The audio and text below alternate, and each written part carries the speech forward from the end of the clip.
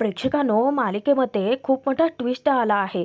यशच्या येण्याने मालिकेची पूर्ण समीकरणच आता बदलली आहेत.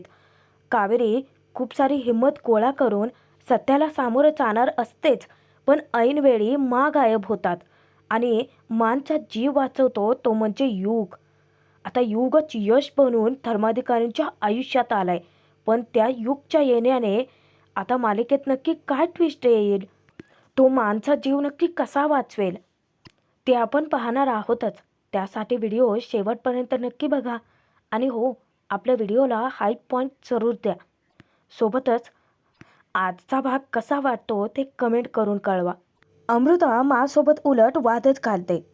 त्या कावेरीने आतापर्यंत इतक्या गोष्टी लपवल्या तरीही तिच्यावरती तेवढा विश्वास. मा तिला सणसणीत उत्तर देतात, जे केलं तिने ते भल्यासाठी केलं, तेही या घराच्या. अमृता पुन्हा जा विचारते की वाह, नाही म्हणजे तिने जे करेल ते घराच्या भल्यासाठी, आणि मी इतकं चांगलं वागून सुद्धा प्रत्येकाला दोषी मीच वाटते. मावशी, मला नक्कीच खात्री आहे की यशला काहीतरी झालंय. आता सर्वांचा जीव अमृताने टांगणीला लावलेला असतो. मा तिला चांगलंच झापतात. बस, मी ना आत्ताच्या आत्ता यश कावेरीला फोन लावते, म्हणजे तुझे हे अभद्र तोंड आहे ना ते बंद होईल. विद्या देवाचा धावा करत असते. काकूही मनातल्या मनात प्रार्थना करत असते की यशला काहीही झालेलं नसू देत. मा अमृताच्या समोरच कावेरीशी कॉन्टॅक्ट करण्याचा प्रयत्न करतात, पण होत नाही. शेवटी यशसोबत आणि कावेरीसोबत कॉन्टॅक्ट तर होतच नाही. आता मानच्या मनात भीती दाटून येते. त्यात अमृता आहेच भर घालायला. ती विचारते की काय झालं, फोन लागत नाही आहे का? मी तरी आधीपासूनच म्हणते की नक्कीच काहीतरी झालंय आणि कावेरी लपवण्याचा प्रयत्न करते. आता हा धक्का मानना सहनच होत नाही. अचानक त्यांना चक्कर येते. तेव्हा काकू यमुना पटकन धावत येऊन त्यांना सावरतात. यमुना तर माला समजावते की मा, अगं कशाला उगाचच हिच्या नादी लागतेस? तुला माहिती आहे ना ही किती फालतूची बडबडत असते सतत. काकूही समजावते की वहिनी, हे बघा, तिच्या बोलण्याचा इतकाही विचार करू नका.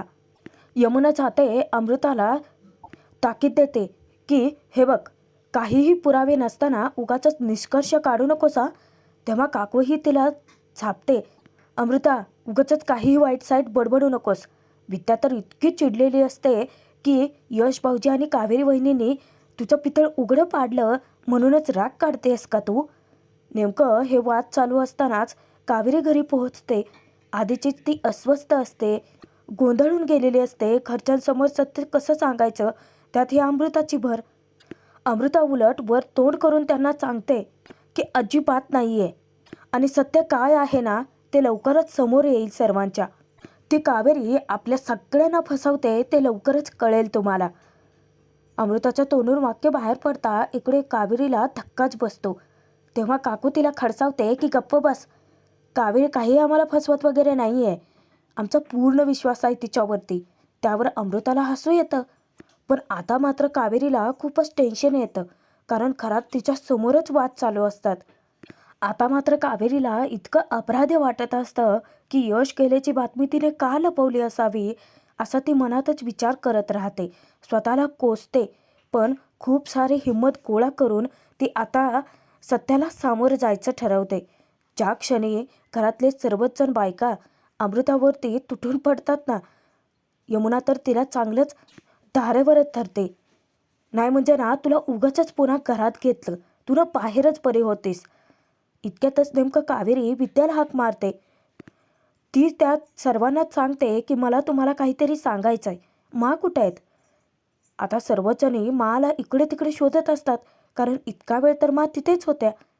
यमुना, विद्या, काकू तिघेही घरभर मांची शोधाशोध करतात, पण घरात मा त्यांना कुठेच सापडत नाहीत. तेव्हा सर्वांच्या जीवाला नुसता घोर लागून राहतो.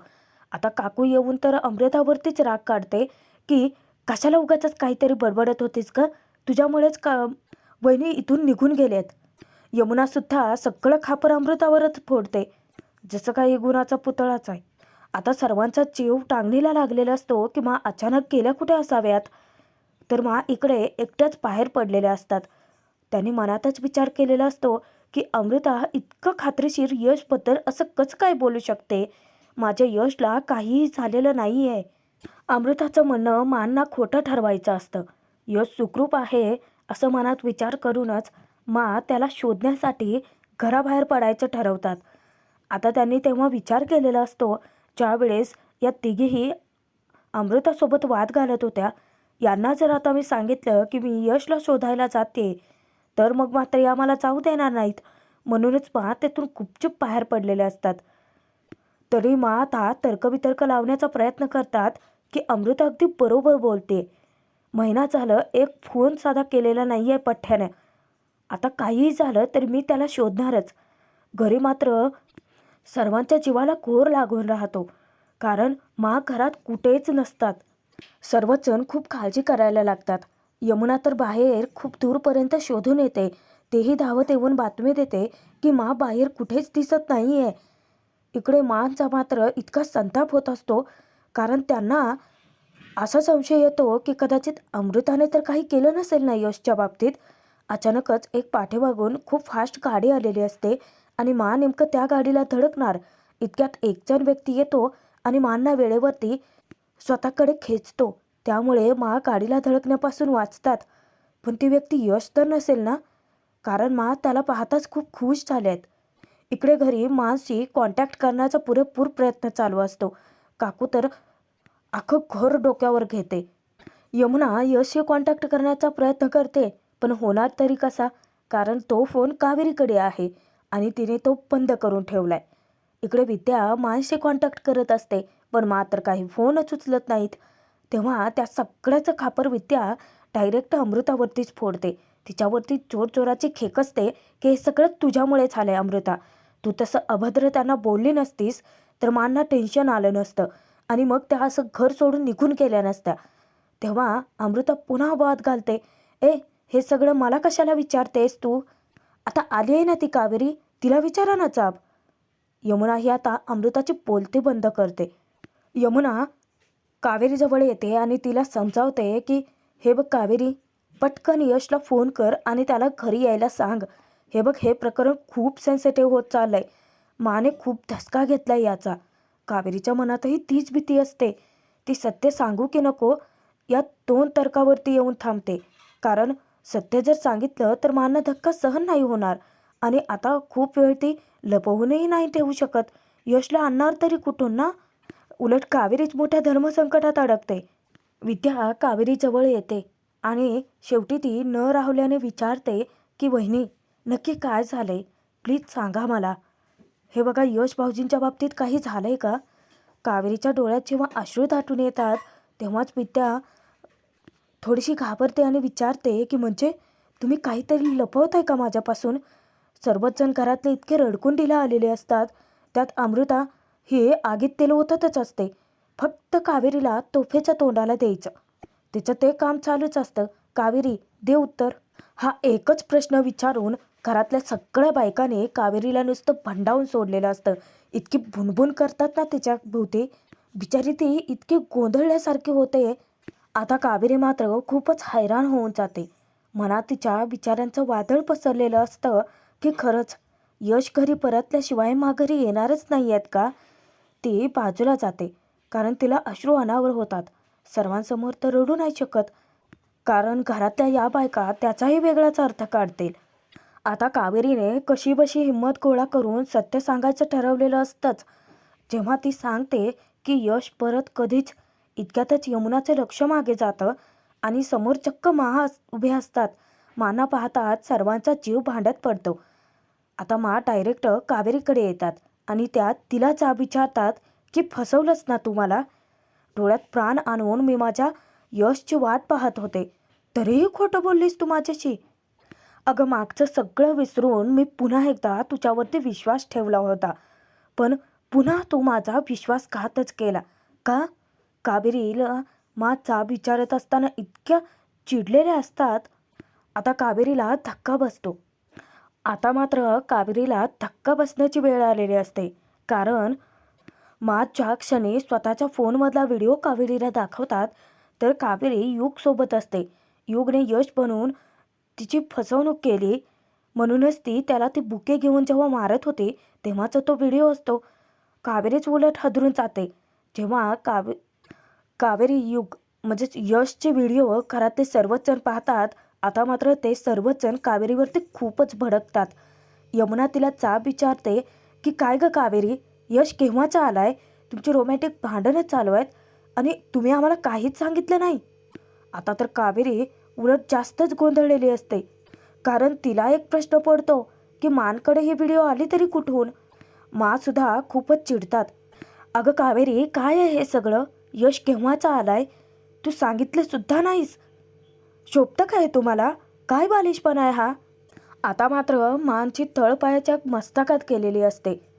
कावेरीला त्या इतक्या तटावतात. यश केव्हाचा आलाय ही गोष्ट तू आमच्यापासून का लपवून ठेवलीस? अमृता अगदी बरोबर बोलत होते की तू काहीतरी लपवतेस आमच्यापासून. शोभतं का तुला हे वागणं कावेरी? नाही म्हणजे यश तुझा नवरा आहे मान्य आहे, पण तो आमचाही कोणीतरी लागतोच ना.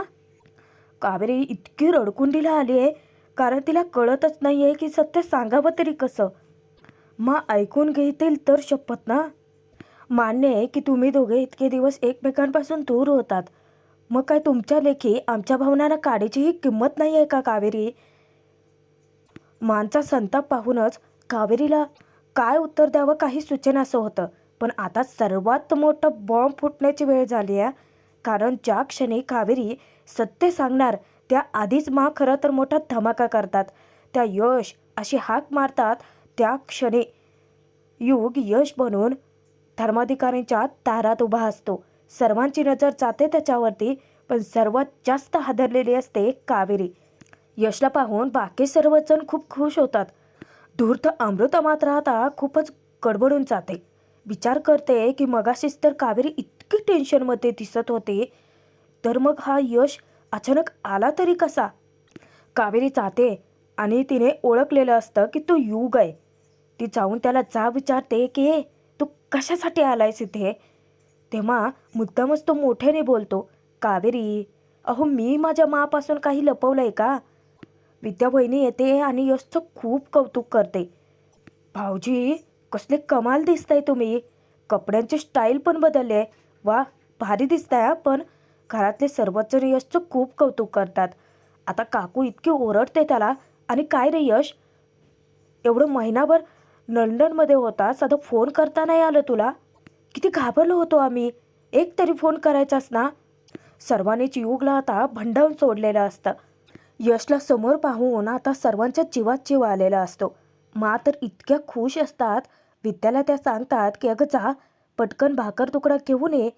तेव्हा विद्या यमुना दोघेही पटकन जातात.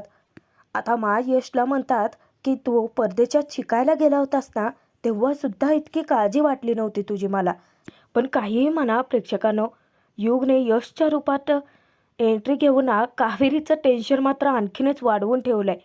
कारण त्याची एक चूक कावेरीला जास्त घातक ठरू शकते. विद्या यमुना पटकन भाकर तुकडा घेऊन येतात आणि आनंदाने यशवरून ओवाळून सुद्धा टाकतात. जेव्हा युग कावेरीकडे तिरपा कटाक्ष टाकतो, त्या क्षणी तिच्या मनात भीती दाटून येते की देवा, आता हा युग सर्वांसमोर वेडवाकडं काहीतरी बोलेल आणि सर्वांची खात्री पटेल की हा त्यांचा यश नाहीच आहे. माननी भाकर तुकडा ओवाळल्यानंतर हातानेच त्याची दृष्ट काढतात आणि त्याला घरात घेऊन येतात. सर्वच जण इतकं उत्साहाने यशचं स्वागत करतात. विद्या तर आधीच करत असते. इतक्यातच उदय येतो. यशला पाहून तो इतका खुश झालेला असतो. पण यश खरं तर युग आहे ना, तो घर बघूनच अक्षरशः भारावून जातो. अरे वा वा, कसलं सॉलिड घर आहे. तेव्हा सर्वजण संशयाने विचारतात की यश. तेव्हा तो पटकन शब्दांची फेरफार करत त्यांना उल्लू बनवतो की नाही म्हणजे आपलं घर ते आपलं घरच ना. उदय येतो आणि यशला घट्ट मिठी मारतो, म्हणजेच युगला. आता त्याने सांगितलं होतं की जराही त्याच्या अंगाला कोणी स्पर्श केला तर त्याला गुदगुल्या होतात. नेमका त्याचा हा ड्रामा तिथेच चालू होतो. उदय विचारतो की काय झालं, तुला काय थंडी वगैरे वाजते की काय? तेव्हा तो बहाणा करतो की हो हो, ते लंडनमध्ये खूप थंडी होती ना, त्यामुळे. उदय हसत म्हणतो की बघतेस ना त्याची ती सवय अजूनही गेलेली नाही आहे. आता उदय बिझनेसबद्दल काही प्रश्न विचारत असतो. आता याला उत्तर तर द्यायला जमणारच नाही. कावेरीला कळून चुकतं. नेमकं यमुना म्हणते की दादा यश, काय तुमचं बिझनेसचं बोलणं चालू आहे. यशला ते विचारते की बरं मला सांग, माझ्यासाठी तू काय घेऊन आलायस. आता कावेरीला जाम टेन्शन येतं. तिला वाटतं की यमुनाचं नाव माहितीच नसेल याला, पण या पठ्ठ्याने आधीच सगळी माहिती काढलेली असते अख्ख्या धर्माधिकारी कुटुंबाची. नक्की कोण कोण आहेत, यशसोबत त्याचं नातं काय आहे आणि त्याचं खरं नाव काय आहे, त्यांचा स्वभाव कसा आहे, हे सगळ्याची ऑलरेडी त्याने माहिती काढलेली असते. यमुना त्याच्यासोबत इतकं लहान मुलांसारखं वागत असते. अचानकच युग म्हणतो की यामिदी. तेव्हा कावेरी चक्क हवालदिल होते, कारण तिला प्रश्न पडतो की याला तर सगळ्यांचीच नावं पाठ आहेत. युग तर कावेरीच्या 2 पावलं पुढचाच निघाला. तो म्हणतो की यामिदी, ते जाऊ दे, मी तुला ते नंतर देतोच, पण हे घे, मी तुझ्यासाठी चॉकलेट आणले.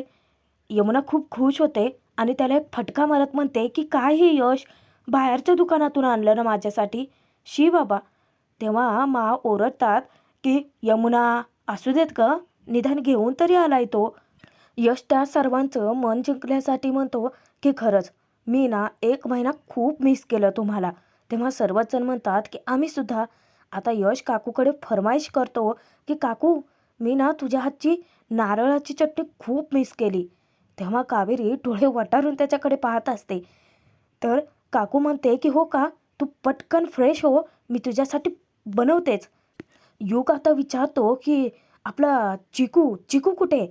इतक्यातच विद्या त्याला घेऊन येते. यश त्याला घेतो आपल्याजवळ, उराशी कवटाळतो, त्याच्या पाप्या घेतो, त्याला उंचावत तो विचारतो की हे चिकू, तू मला मिस केलं, मी खूप मिस केलं तुला.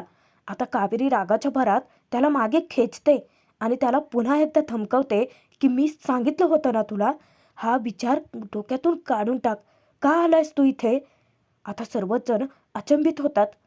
मा येऊन आता संशयाने विचारतात की कावेरी, तू काय आम्हाला यशला भेटूच देणार नाही आहेस का, काय झालंय तुला नक्की, अशी का विचित्र वागतेस. अचानकच आता यश एक निर्णय मनाशी पक्का करतो. मुद्दामच तो कावेरीला नुसतं घाबरवून सोडतो. माला तो म्हणतो की मा, खरं तर एक महत्त्वाची गोष्ट आम्हाला तुला सांगायची आहे. कावेरी, ही गोष्ट मी नाही लपवून ठेवू शकत. मध्येच नेमकी अथिशा आणि यमुना पचकतेच. ती उलट तो गांभीर्याने बोलत असतो. अचानकच म्हणते की यश, ते सगळं चावदेत सोड ना, पण माझी गिफ्ट कुठे आहेत. इतकं लहान मुलांसारखं वागते ना ती. मग पुन्हा एकदा दटावतात.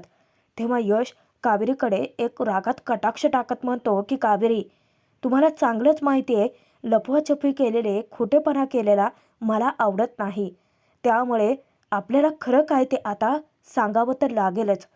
आता मात्र कावेरीच्या मनात भीती दाटून येते, डोळ्यात अश्रू दाटून येतात. आता यश खूप मोठा धमाकाच करतो.